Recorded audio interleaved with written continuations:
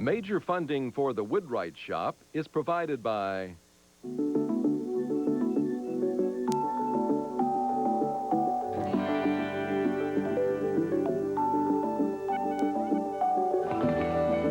Like a good neighbor, State Farm is there.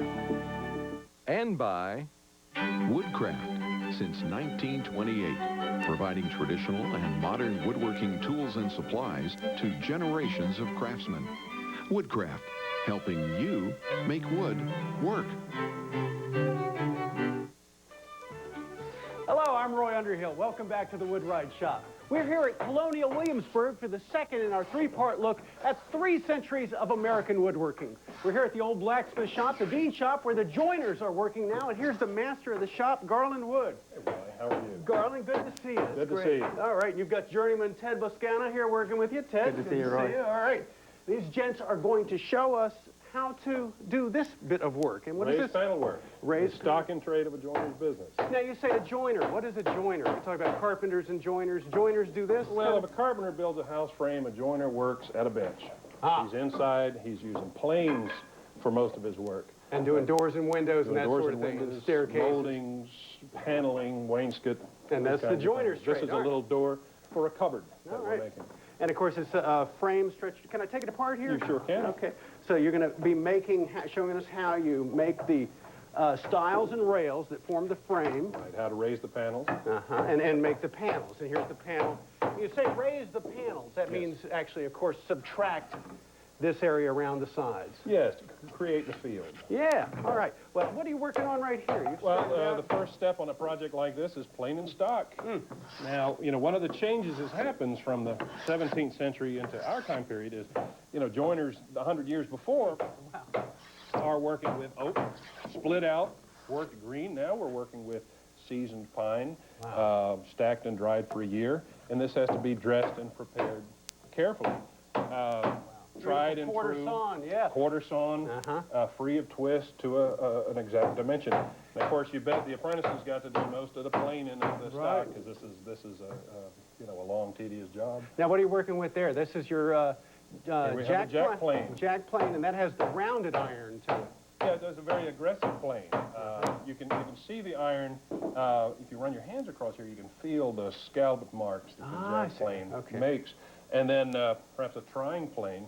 All right, let's see how that goes here. This is a flatter blade. That has a straight across iron there. All right. And it's designed to take out much finer shavings. Oh, yeah. And remove the jack plane marks. Yeah.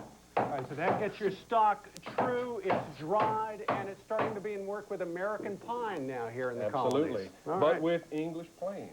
Another big change is that it's not so much an important part of an apprenticeship to make your own tools anymore. The English tool industry in the 18th century is exploding. These planes shipped all over the British Empire, were marketed and distributed to workmen everywhere, and they were available in stores.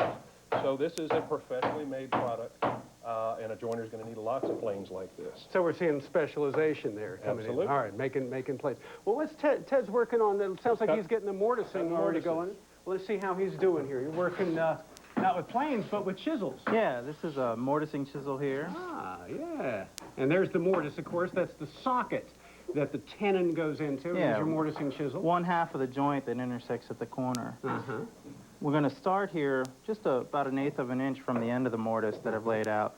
And I'm going to hold the chisel, try and hold the chisel straight up and down. That's important. Because you got to go all the way through. There's several inches of wood there and make it very accurate. The mortise will go all the way through, however, I won't chop all the way through from this side. Once I get about halfway through, I'm going to flip the piece over and start working back from the other side. So you can see I'm just advancing here about 1/8 of an inch at a time, not trying to take it out too quickly, just trying to make sure I keep that chisel lined up and held between those points. Well, it's a very, very resinous piece of pine, too. You can see how the rings go straight across, so it's very accurately quarter sawn, so you won't have dimensional you will have dimensional stability with this piece. Yes, it should hold up quite nicely.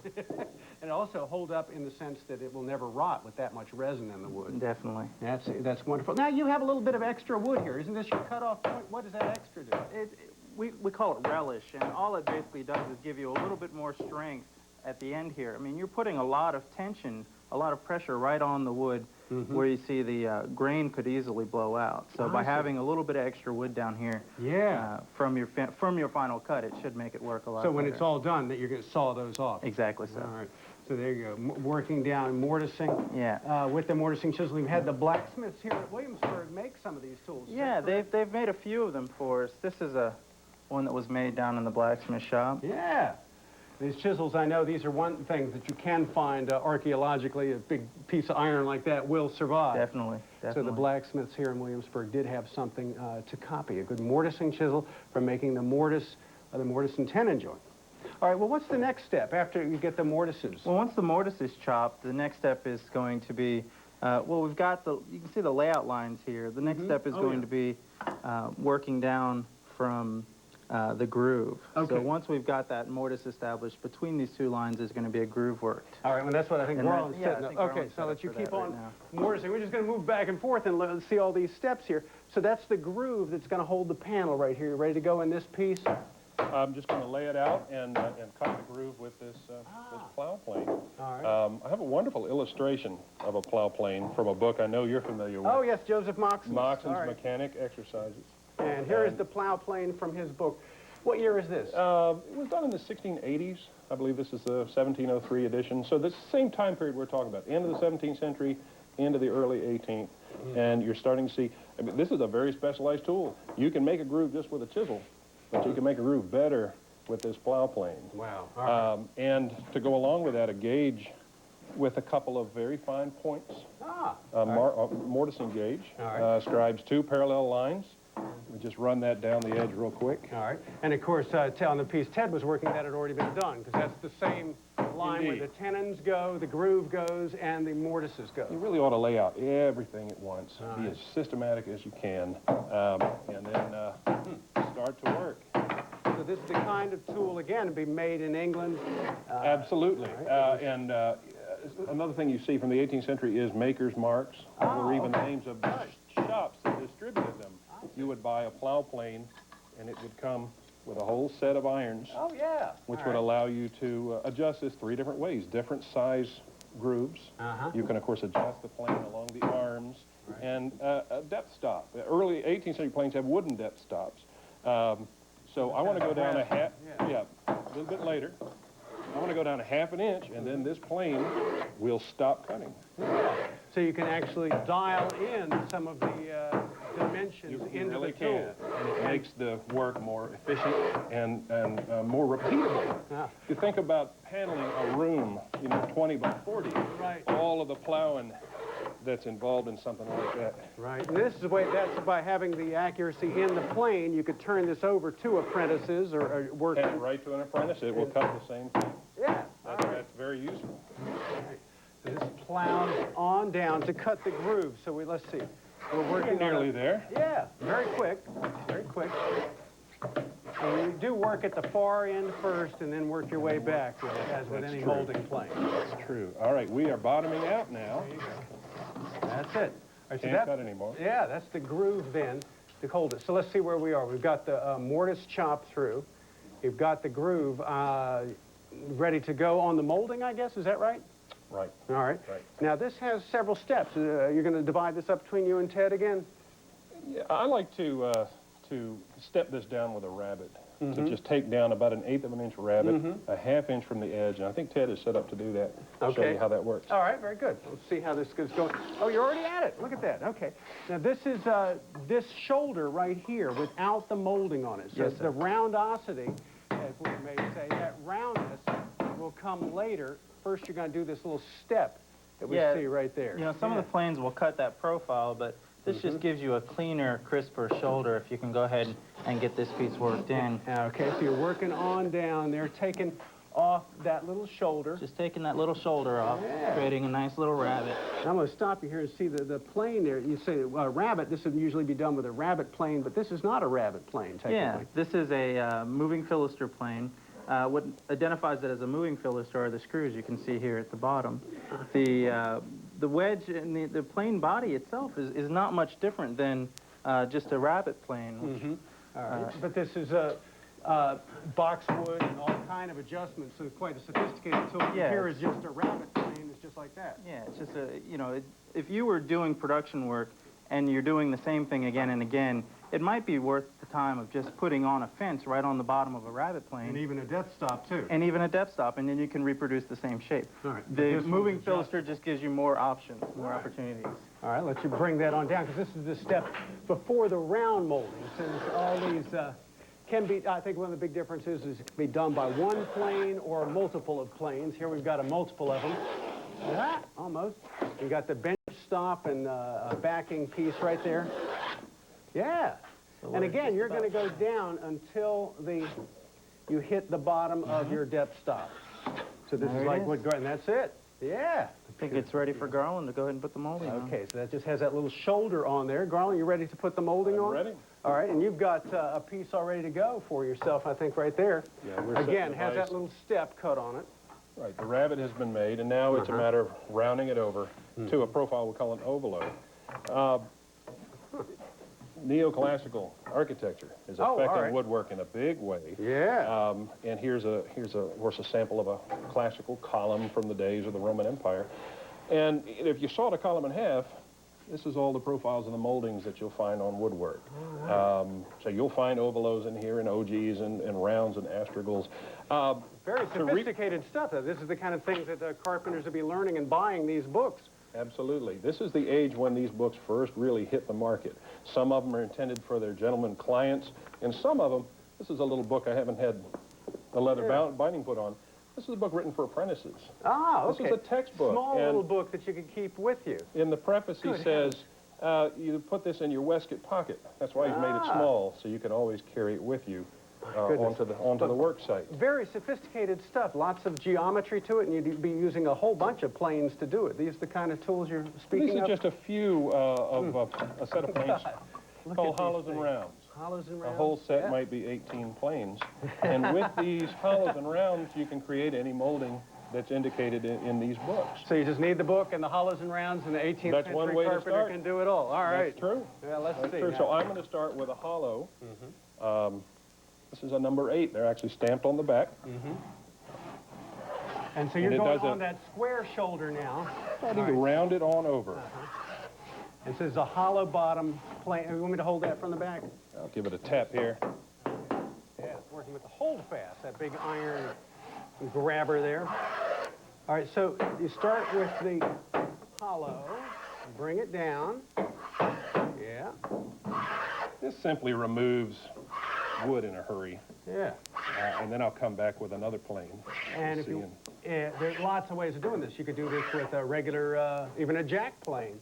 You could indeed. Just bring off that shoulder and keep moving it to round it, but then do your final work with one that has a very accurate profile on it. And you can do the whole thing with that final plane as well, but that also means it gets dull quicker. So it's nice to kind of spread the wear among different planes so that this stays sharp a little bit longer. This is an ovalo plane. And it has that shoulder and depth stop on it. So it has a built-in depth stop, yeah, which is very subtle. It's not as obvious as the depth stop on the plow plane or the philister, but it works just as well. Now, let's it's see. integral with the body of the plane. You bring it on down, and that has a little bit of extra that goes all the way around the edge there, but that doesn't bother you. And I see how... we can make this one work. Yeah. I see how it's seems to be riding over some of the hollows left by the variation in that hollow plane. But that meant was valleys left in there. That's right. Yeah. So when I ride down onto that depth stop, then we're done.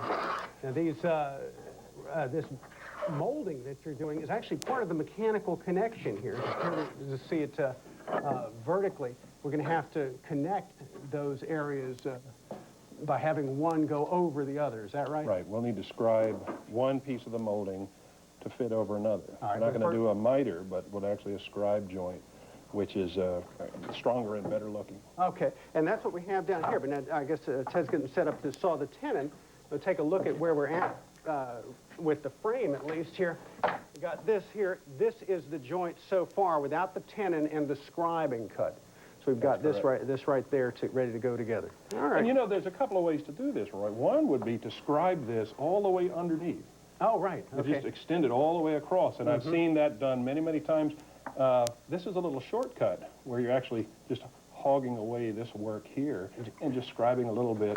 Have We it saw stick in this in a 1730 church here in Virginia. And in fact, half the church was done this way, and the other half it was scribed all the way across. And I'm sure those two men fought the whole time on what the right way to do it was. Which was better? Well, scribing the whole way might be a little bit stronger in one way, but not in the other. This is quicker and gets the job done. All right, well, let's see how we do has to that. think about that, too. Yeah, that's, I think, Ted, you're ready to cut the tenon, is that correct? Yeah, I've just finished cutting the shoulders here, so this will... And that's what you start with. Yeah, All right. create the length of the tenons.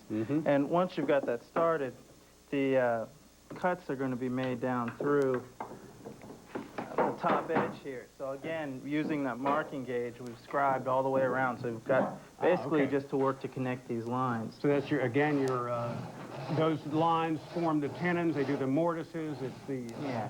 The most important thing when you're sawing tenons is to always make sure that you're just a little bit outside your line. If you cut down your line, it might work, but if you saw outside of your line, you're going to have some material left there that you can remove. So basically, I try and work this down half from one side, then I'm going to flip the piece around and work it so I can keep an eye on my line. That's how you keep it accurate. Yeah, so I can flip it around to this side, clamp it back in the vise, and continue working down back on this line. This goes on down, and down your saw, even your hand saw there, is gumming up with the amount of resin that's in this this really resinous heart pine. This is incredible stuff. You know, you can see it's not even, it doesn't even have a great deal of, the growth isn't even that tight on it. But it was just a really, really pitchy section. So. Look at that, very, very resinous. And this kind of wood will last forever until the building catches fire, and then goodbye. Definitely. All right, so you're cutting down the tenons. Now I guess you're ready to scribe, is that right? Yes, sir. So once the tenon has been created here, we've got to create, first of all, there's a couple of things we're going to do. We're going to lay out a 45-degree angle, and that's easily done with a bevel gauge. All right. So we've got this bevel. And you have an adjustable bevel, but you could have a fixed one. You could also have a fixed one at a 45. And you're going to basically come from that front corner here and work it back down. All right. And I'm just going to eyeball this here. Yeah. So, and now if you were mitering, you would just saw that off, and I guess that's your next step, and then saw off the other one to match it. But this is the difference. This is a scribed joint that cups over. Yeah, so what I'm going to do is clamp this here on the bench. All right, you want to saw the other one. Saw it out here so I can see it, if you don't mind. This one right here is what you're going to cut off? That's exactly it. Yeah, let's see. If you'll hold it out I here. can get the hold fast. I'm going to look at, well, your hold fast holes have worn so badly. Yeah. I may have to be the guy who holds it. I want to have my fingers out of the way when you do this. All right. All right, so he's going to trim off now down to the miter cut, 45. So working this back, again, from the face of the molding, you don't get any tear out up here. Yeah. That's going to help. All right, so let's see what that looks like. Can I knock that loose? Yeah. All right. Knock the hold fast loose. You can see what he's done. He sawed off that corner at 45 degrees. Now, if you did two of these at 45, you would have a mitered joint. But instead, he's going to hollow this out so that it cups over. So I'll let you go ahead and do that now. Go ahead and get it set up in the vise here. All right. The stick. And this is just, remember, this is the trade of the joiner. The carpenters wouldn't be doing this. They're building the frame, the bones of the house. When it gets down to the doors and windows, this is what the joiners are doing. And imagine doing a window. Of course, there's just hundreds, or if not thousands, of these kinds of scribed joints to cut all the time. All right, so I'm just going to start working back towards the outside edge here. I don't want to take too much material and run the risk of splitting anything out. You've got a gouge with the bevel on the inside of the curve this is a scribing gouge, different from a turning gouge. The bevel's going to be on the outside there. This allows me to work right down to that profile and again try and match up that molding. All right, because that profile, though it was a straight cut, from this angle, it shows a curve. Yeah, does it not? it did show out the actual feature of the molding. So now you bring that all the way on back, right up to that line left by the saw mark. Yeah, exactly. Yeah. So you just want to get in there as close as you can. You don't want to take too much because then you'll end up spoiling the joint. Yeah. So in getting in here tight, is actually a technique where you're rolling the gouge. As you're working down, you're actually spinning it out away from you. Yeah, that's beautiful. And that wood is strong enough to hold real well in there. I'll say that piece is going to reach over. Let's look at it on the frame over here. I've got the frame ready to go together. We'll see how that scribed joint really fits together. That's right here. So here's the scribed socket that Ted has just made right there. You can see the way that's cut away. When you drive it together, it cups over the other piece, just like that, and it makes that wonderful joint. And when I turn this, you turn this vertical here, stand it up a little bit, you'll see how it looks just like a miter joint. But it's not. It's scribed, and that will never open up with changes in humidity. So that's the wonderful virtue of this joint, shall we say. Even better. Yes, indeed. All right. So we have a frame now. All right, we got a frame, but we don't have a panel. In the middle. All right, we're going to do the panel. All right. Raising panels is my favorite part of the job. All right, so that's of course a panel right here that we took out, and raising it is going to be putting this bevel on the side and the shoulder. Of course, you got bevels that run down along the grain of the piece. They're very easy. It's difficult to do smooth work across the grain in any kind of woodworking project. So we're going to attack the across grain bevels first. All right, let's see how you do that. I like to start off with a cutting gauge, a little knife blade that's going to shear pretty deeply across the grain. Yeah. Otherwise, that would tend to splinter and tear. Yeah. That just cuts it right there. Okay. Cuts it at the right depth. You can take just the jack plane, twist it a little bit so that you're shearing across the grain. That's kind of the equivalent of the skewed iron we see in like a rabbit plane or a Philistine. Exactly right. And the intention here is to just remove as much of the wood as you can in a hurry. As you might be able to see, it does tend to it splinters out at the end, and there's nothing you can do about that. But of course, that's why you do these ends first. When you come and do the long grain, that takes cleans all of that up. That takes off. So do your end grain first. And nobody knows. Yeah. It's you and me. All right, very good. Boy, look at the tight grain, and this is like old growth pine.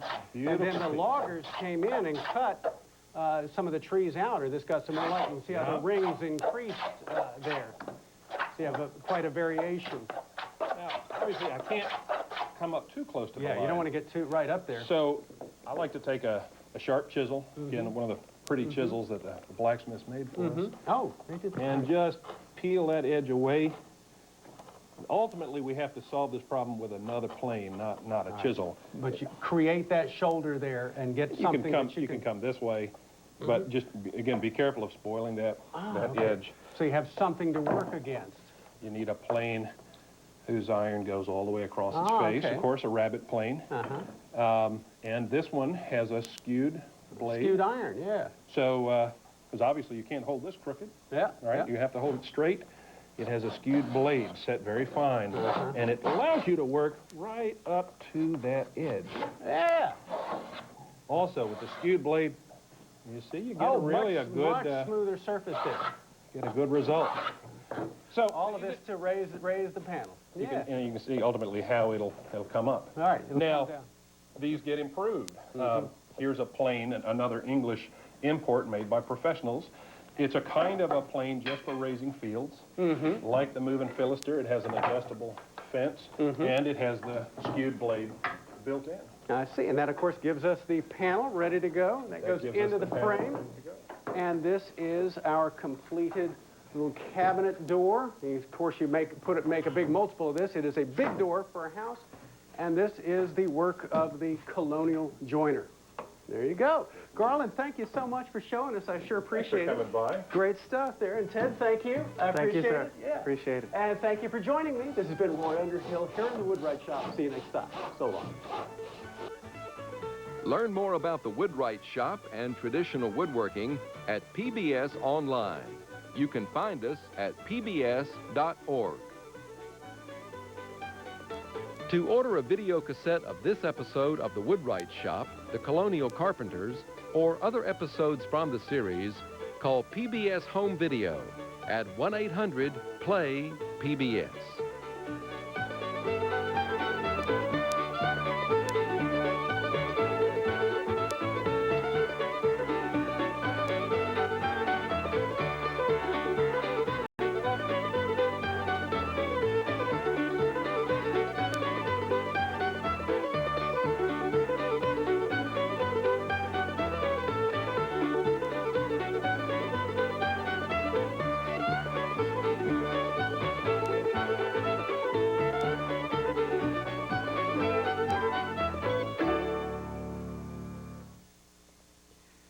Major funding for the Woodwright Shop is provided by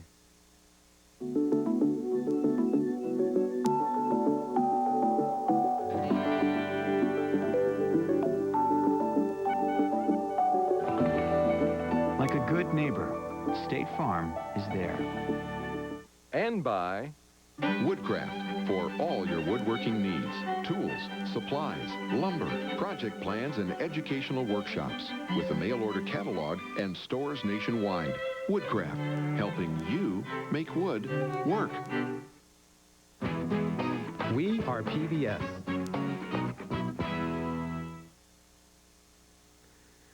Roy Underhill is the author of The Woodwright Shop and other books about traditional woodworking, published by the University of North Carolina Press and available in bookstores and libraries.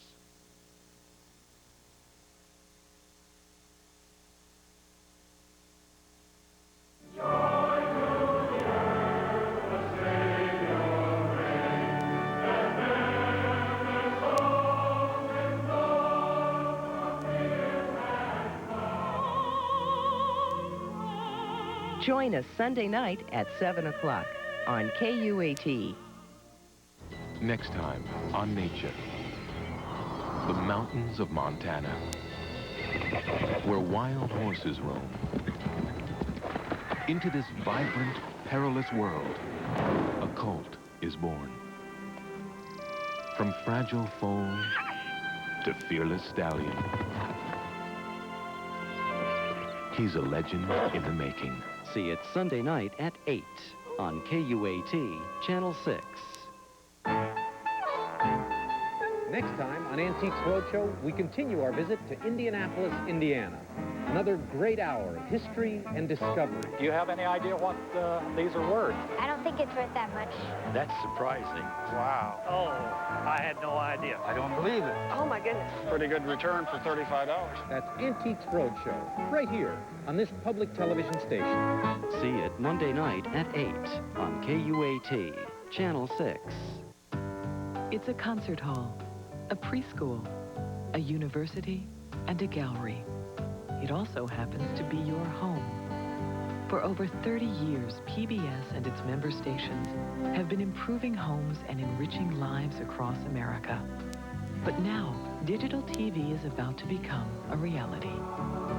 And tuning into PBS will soon be a very different experience. We'll look and sound better than ever. You'll have more choices, and teachers will have more tools. And television will change from something you watch to something you use. But one thing will remain the same. PBS will be there for you in the digital future, just as we have in the past, but only with your support. Because we can't improve your home, your life, and your future without a solid foundation. Connected by iron. Tested by fire. Battleground for the ruling class and the working class. From a rough and tumble frontier town to a shining city at the crossroads of America. This is what the world was becoming. It was a world of endless opportunity. American Experience presents Chicago, City of the Century. Coming in January to KUAT, Channel 6. Hometime is funded in part by Perry Heating and Cooling, proudly serving Tucsonans for more than 50 years. Perry offers residential and commercial service, as well as heating and air conditioning installation for new construction and remodeling projects.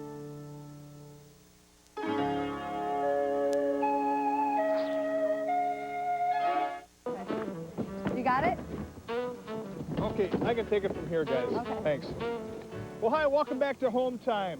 This is the last show we're going to be working on our project here on the back of this house. Right now, we're carrying down some railing that's going to be going around the outside of the deck, and also the spiral staircase that's going to be going from the deck down to our new patio.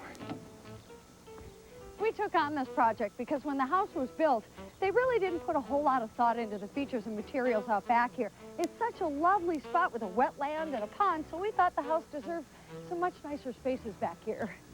We're rearranging some of the features, upgrading some of the materials, but today we wrap it all up, including this great staircase. So stick around.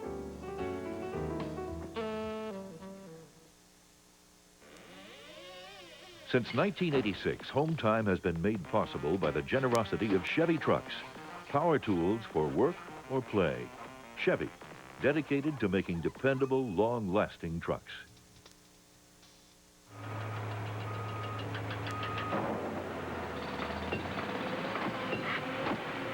And by the Stanley Works. Stanley, make something great. And by Heil Quiet Comfort Heating and Cooling Products, makers of energy-saving furnaces, air conditioners, and heat pumps to meet the heating and cooling needs of any home. Heil. And by Delta Faucet Company. And by Johns Manville, makers of a complete family of insulation products with over 144 years of commitment to innovation. Johns Manville, our focus is insulation. Well, first of all, let me bring you up to speed on what's happened here since we started. We've gone a few different directions. We've been doing some decking, some landscaping, and some siding. When we first started out here, everything looked a little plain. The old stone patio was set on a bed of sand. Must not have been installed very well because the surface was real irregular, and the sand was always washing out and letting the grass and weeds grow up between the stones. The deck itself was pretty ordinary. It wasn't very large, and the materials were starting to show their age. In fact, the posts were badly warped. And to top it all off, there was no way to get down from the deck to the backyard. So we've come up with a plan for a new type of patio. And we've installed a new deck that's completely different from the one that was here before. Probably the biggest differences between the decks is the way they're supported. The old deck had the plain 6x6 columns. Here we have the nice stone piers. Unfortunately, to do these, we had to dig out the old footings, and that was not an easy job. I got to hand it to the folks who first built this deck. They didn't cut any corners when it came time to do the footings. They're big, deep, and hard. We tried all sorts of ways to yank them out in one big piece, but the only thing that worked was digging out the dirt around them and then busting them out with a jackhammer. So it took quite a while before we had the new footings in and our new posts installed for inside of the stone pillars. The framework for the deck is made out of pressure-treated lumber, the same as the original deck. But for the deck boards, we wanted to do something a little interesting. There, we chose a tropical hardwood from Brazil. It's called Ipe. It's very hard, very strong, and it looks great. And we used a special system where you see no fasteners. To start off, you need to use a plate joiner to cut little slots into the boards wherever they're going to pass across one of the joists. Then we use special small plastic fasteners that screw into the joist. They have a flange on each side that fits into the slot on the board and holds it down. At the same time we were working on the deck, we were also working on the new patio. For that, we turned to our old friend Paver Pete Balagalu. He came rolling in with a crew of 7 guys and made quick work installing a system of interlocking concrete pavers. A patio this size can be a do-it-yourself project, but it goes a lot faster if you've got some big equipment like our compact utility loader and a couple of big guys like Pete and his crew. It was good to have them around because the soil back here turned out to be pretty mushy, not the right stuff to support a patio. They dug out an awful lot and created about a 6-inch layer of compacted crushed limestone. Only after all that was done could they lay the pavers on a bed of sand. The main area has a running bond pattern with a random mix of sizes. There's a short interlocking concrete block sitting wall that projects out onto the steep hill leading down to the pond, and there's a circular pattern in the pavers in the sitting area. The piece of the puzzle we're filling in today is the railing and stairway. As you've seen, it comes to us in bits and pieces. We ordered it from a custom metal manufacturer about 75 miles from here, although they could have been located anywhere in the country. We handled everything by telephone, email, and fax. We came up with a plan, took very careful measurements, sent that off to them. They did a plan, sent it back to us. We double-checked the measurements, signed off and everything, sent it over to them, and they took it from there. Check it out. The steps it takes to build a custom staircase range from people pounding hot metals on anvils to complicated machines for twisting and bending metal into precise shapes. But the most important equipment they have are the people who work there. The workforce is split between designers and engineers who work out the designs of the staircases with customers all over the country, and craftspeople out in the shops who execute those designs. David Driscoll, whose family started the business, gave us the tour and took us to where Donnie Mickle was putting together our staircase. The stairs are assembled with the idea they can be taken apart in the shop and then put together again easily on the job site. The pieces should all slide over the center post, lock together perfectly, and line up flush with the surface of our deck. There we go. Now, most of David's customers aren't within easy driving distance, but because he is, we suggested he stop out and just see how everything's coming.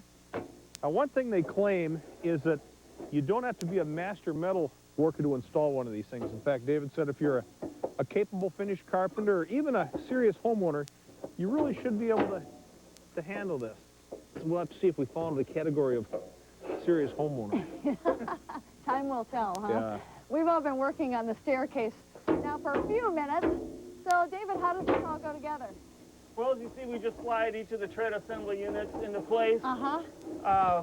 You saw Don building this back at the shop, and when he was done, he cut it back apart so he could ship it up here for you. And now he slide it into place. Sometimes we have to nudge it a little bit. Hook up the spinner around just a little bit. Whoa, there look we at go. that. It's aluminum, so we can move it like that. Exterior applications, we do mostly stainless steel or aluminum, and it's a little lighter when we're working in aluminum. Yeah. Got this box anyway. I can't imagine this being heavy, having to do this. So I suppose at some point this has to be squared up. Right, we'll worry about that after we get this next couple treads in place. Okay. We'll get it in exact position before we secure it to the ground. Got the big one now? Okay, do you have it there, David? Yes, sir. Okay, I think we're piece? bringing the next big one here. All right. Okay, you ready for the big guy here? Okay. Spin this guy around there. Okay, let's set that right there. Okay, Lenny, drop your end down there. Yep, let's see. Right on down, right on down. Okay, there we go. There we go. Okay, yeah, why don't you guys, yeah, David, if you can pull it out over there. Okay. Oh, look at that. There we go. Nice. Okay. Now, if I remember correctly, David, our footing is over there about 2 feet yet. So don't stop now. A little bit further. And if this were steel, we might have worried a little bit more about where we placed it from the beginning there. But since it's aluminum, we knew we could make it easy for you guys. You didn't have to reach as far. Okay. I mean, it's lining up here perfect in terms of height. Is that absolutely ideal. Look at that, Robin. Yeah. It's just beautiful. It looks good up there. That's just the way I measured it, huh? All right. Now we've attached our landing. First of all, a couple of bolts going into the rim joist, so that holds up this end. Down here on the other side, this is kind of interesting how they do this. This entire section of railing is what secures the landing onto our last tread. It bolts here, and then slides down over the top of our last tread. Then all of the spindles actually get attached to the one below them with these little screws. So you don't have to worry about that popping up at any point in time. Then the other connection we make to make certain that our bottom isn't sliding around is back before we ever installed the patio here, we put a nice big footing underneath here. So we just drill through these 2 holes down to that footing, put some nice long screws in, and that does a great job of holding this thing in place. And it looks like Dave is all set to go here on the next section of railing, huh? You want to grab that end? Oh, this is gorgeous. Yeah, this is the double handrail. Our assembler made back at the shop, and according to the dimensions you'd sent us. And we cut it apart for shipping, and now it's ready to basically slide into place, if you can reach it okay. Yep. And pretty much we'll put the other section on, and we'll be done, except for we'll add these spindles here at the end. We'll put a little silicone on the top so they don't rattle in the socket here. Put it in the hole at the bottom, and the stair will be done. Okay, well, I suppose Robin and I could even take it from here. Yeah. You know? Well, I guess so. Well, we appreciate you so much coming out and just checking it out today. Oh, it's been good. Thank you very much. This is a great system. Beautiful. Great. I got to tell you. Okay, All we right. got to get this. Let's get some screws in on Yep. these things. Yeah. Isn't This that one will the stay best idea? down Get once some it's. screws in down here, hold this thing in place Yep. for a while. Okay. Okay, I'm just pre-drilling so that we can set our railings in between our stone posts here. These railings come in a couple sections. We've actually bolted 2 sections together here for this area. They're a little long, too, so I had to cut off just a little bit so they fit pretty exactly right between our stone posts. Okay, all right, you got that? Now we just want to get this situated over our pre-drills, and then we can screw the railing down to the deck. Once we get this attached to the deck, then we have some little spaces that we'll attach to the post here, give us a real good connection there. 5 sections like this. we'll have a railing on the deck. There you go. Okay, let me hold this down here for you, Linda. Good?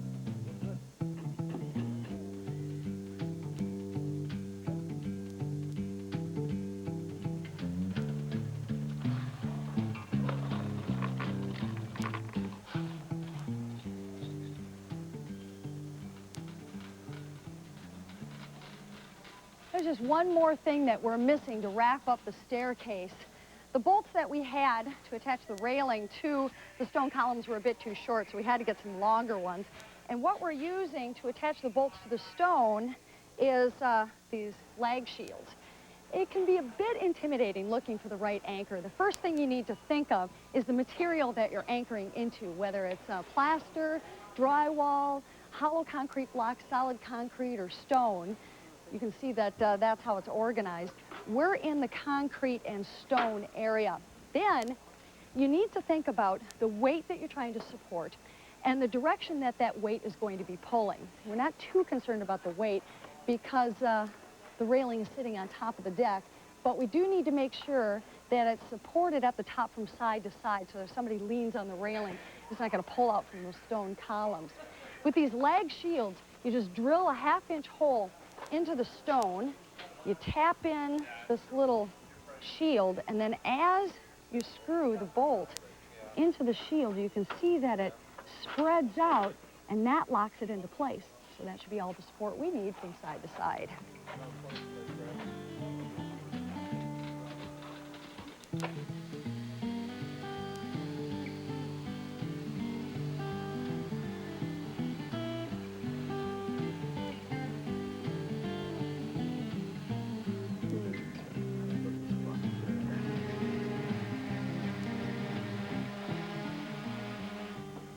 Well, we have a couple of construction details here to take care of before we move on to the fun stuff, the furniture and the grill up on top. Right now I'm doing a little masonry work. Originally when we had this deck built, we had real masons put up these stone columns. The whole idea here is we wanted this deck to look as though it was being supported by these stone columns. In fact, it's really being supported by wood columns all framed up with the deck, but the illusion we wanted to create is when we had the masons come out here, is that they put this gorgeous looking stone around the wood. They left these little pockets where our beams actually come in here, enough of pockets we could take our finger jointed skirt board and slide it right inside. And so what I'm doing right now to keep this illusion going is to tuck point the little area between the skirt board and our stone. What I'm doing right now is just getting enough mortar in here to set up. Once it's set up a little bit, then I'll come back and tool it nice and smooth. But by putting this in here, it really looks as though the beams are buried inside the stone columns, and it's the stone columns that really support everything.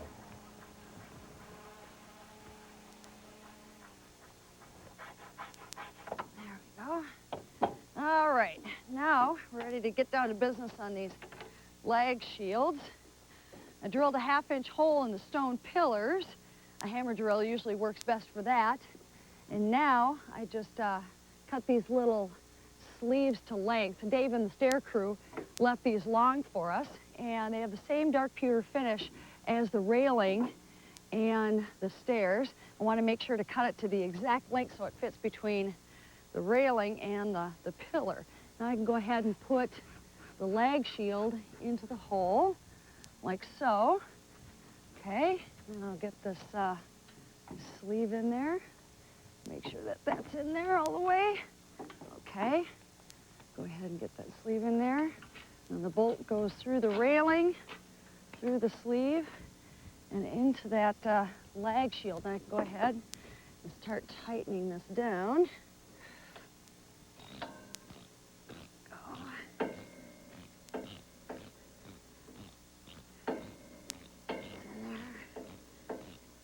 Take a little while to get it in there. There we go, it's starting to tighten down. There we go. And you can see with a connection like this at each end, it really makes this railing nice and solid. And while I've been working on this, Dan has been busy with a little carpentry project putting lights on top of the pillars. we've got these really nice lights that will sit on top of the pillars. They're called European country lanterns. They have a pretty neat greenish rust color to them that the catalog calls a verdigris patina.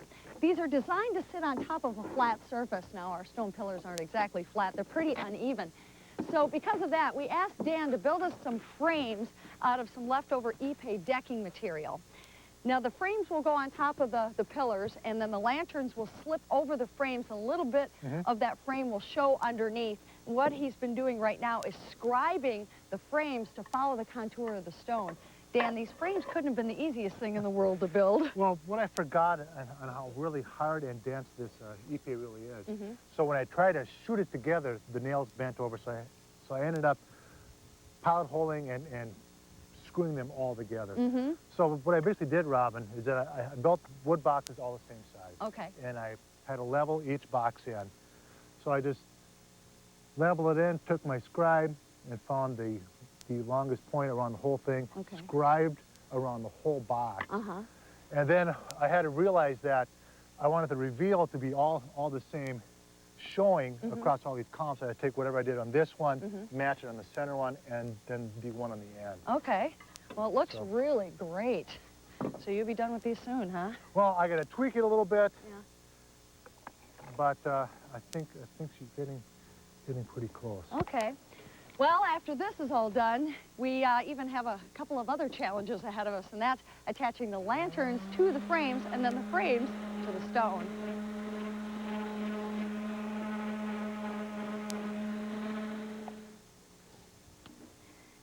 Well, Dan got the frames done, so now he's working on attaching them to the tops of the stone columns. So, Dan, how you going about doing that? Well, I took just little angle brackets and screwed them to the inside of the frame. Okay. Then when I hammer drill down in the top of the stone here. Okay.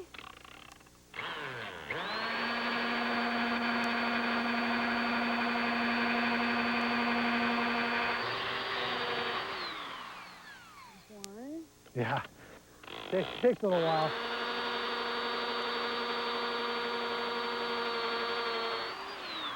Okay. Go down just far enough for these anchors. Yeah, they're pretty small anchors.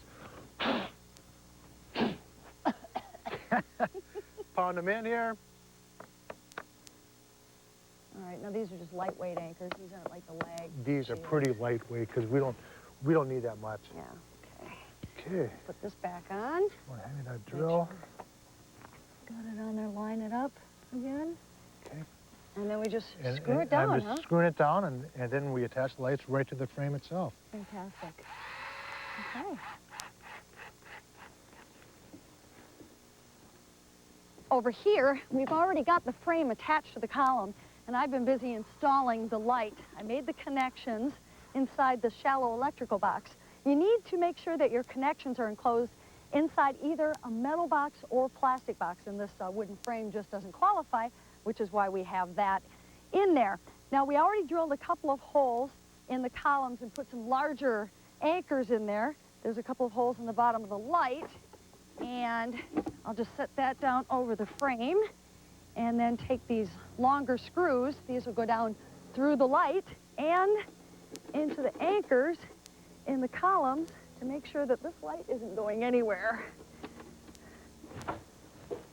Well, once this mortar is set up for a while, then I want to come back and do my final striking here. And this stuff looks like it's pretty much ready to go. You really want this to be fairly dry. It should just kind of flake off and be fairly sandy.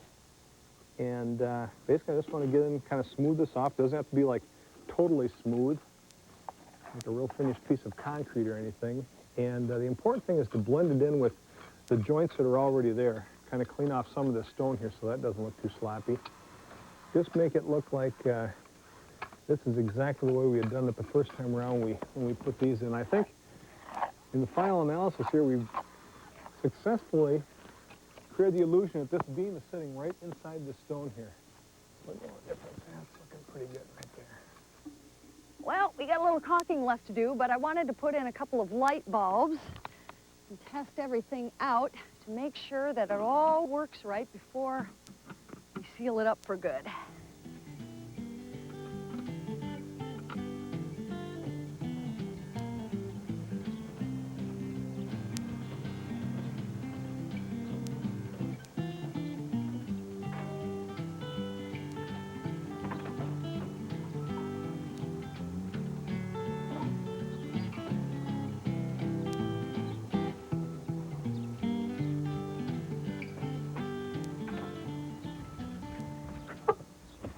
suppose he's back putzing at that grill, huh? I think so. Here, why don't I grab it and drag it off? Okay. Can the two of us handle this thing, do you Oh, think? I think so. Okay, here. Just a second. Set it down for a second. There we go. Ready? Now we're on to the fun part, which is putting our new teak furniture out on the deck. The grill's already out there. It's a pretty big one. In fact, it keeps pulling Dean into some kind of weird trance. Ready? Yep. Okay. I have to tell you, one of my favorite parts of the project is putting together the grill.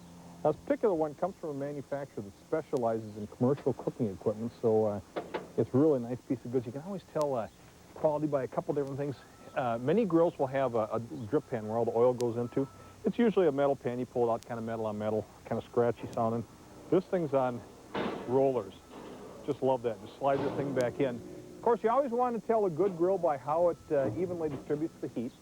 This one has a red brass burner. First of all, it's massive enough so the burner itself heats up, and that helps to distribute the heat. Also very resistant to corrosion. If you had a grill, it starts, you know, many times they start to corrode after a while, and you'll have like big flames coming up, and you have hot spots and cool spots, and it's difficult to evenly heat a grill that way. Something like this, very resistant, should last a long time. And then also it has these ceramic briquettes.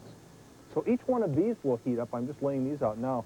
They have these little pyramids that evidently send heat directly up from those.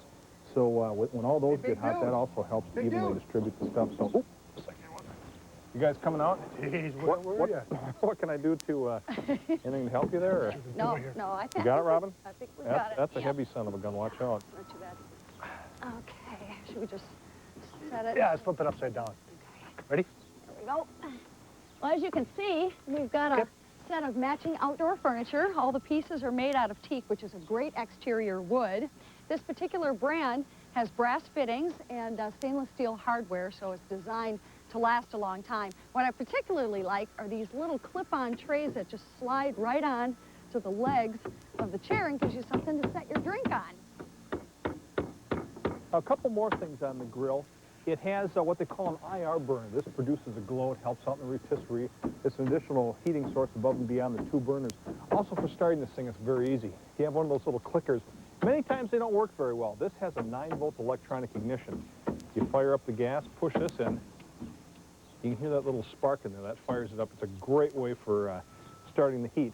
Also, it has a smoker tray. Put in your favorite chips to flavor some of the meat. Slide that back in.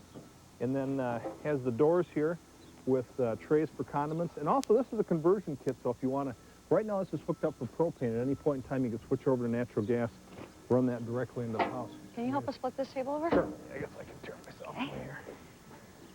All right, ready to flip this? Yep. Okay, up we go. Ready? Yep, nice and high here. Ooh, that is a heavy one, isn't it? Yeah, nice looking table, very nice. Well, that about wraps up the project. It's always nice to totally transform a space. Hopefully you enjoyed watching the process. Dan, thanks so much for your help. Hey, no problem. I'm Dean Johnson. And I'm Robin Hartwell. Thanks for watching. Okay, I'm gonna get these. What's for dinner? Yeah, so what do you guys want to grill? Maybe start with some salmon? The biggest steak. Big steak. Oh, this big fella. Wait, I have to finish up. For more information about this episode, other Hometime episodes, plus online help in over 30 project categories, check out Hometime through PBS Online at pbs.org. Since 1986, Hometime has been made possible by the generosity of Chevy Trucks. Power tools for work or play. Chevy, dedicated to making dependable, long-lasting trucks.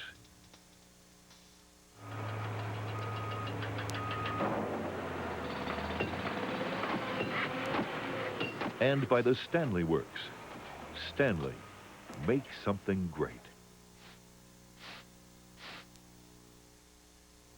And by Heil Quiet Comfort Heating and Cooling Products, makers of energy-saving furnaces, air conditioners, and heat pumps to meet the heating and cooling needs of any home. Heil. And by Delta Faucet Company. And by Johns Manville, makers of a complete family of insulation products with over 144 years of commitment to innovation.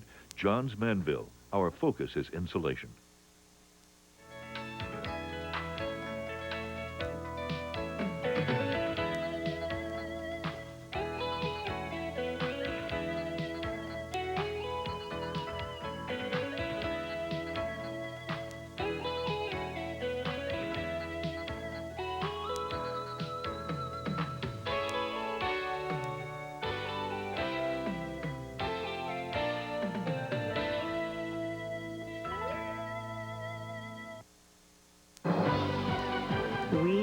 PBS.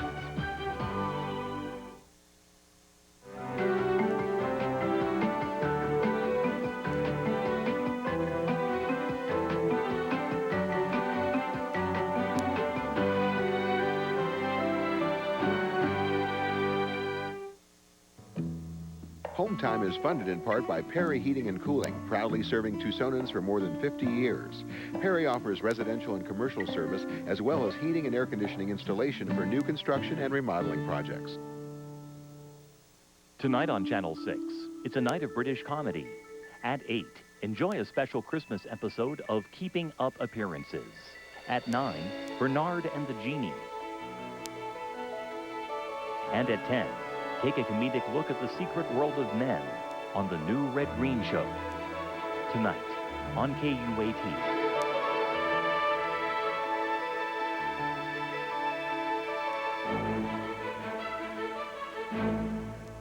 Next time on Austin City Limits, gospel music from the Blind Boys of Alabama.